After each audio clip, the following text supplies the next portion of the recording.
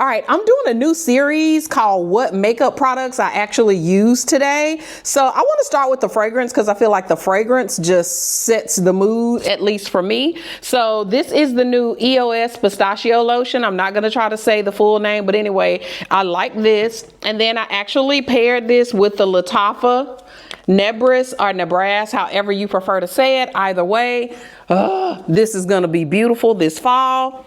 Next, let's move on to the skincare or the skin prep. I love the Hydro Toner, Hydro Milk Toner by Thayers. It's a little hard to find, but if you can find it, you definitely want to get this. Then the next thing I actually did was I used the Milk Hydro Primer. Honestly, if you don't want to wear makeup, this is just a great primer to wear like by itself and nothing else, or maybe you could use a pressed powder with it. But so this and this. Then the next thing I did was I actually used the Born This Way by Too Faced foundation. It's in the color Chai. So if you're like, are we color twins? Could be. I use this in the color Chai, C-H-I.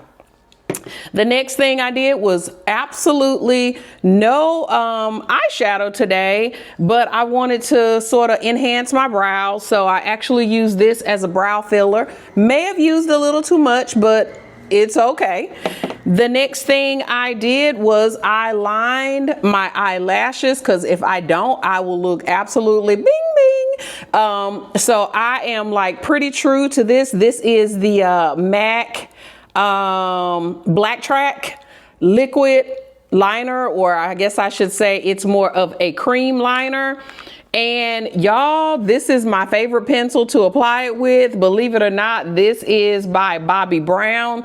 I know for sure that this right here is at least, this tool is at least 15, maybe 20 years old.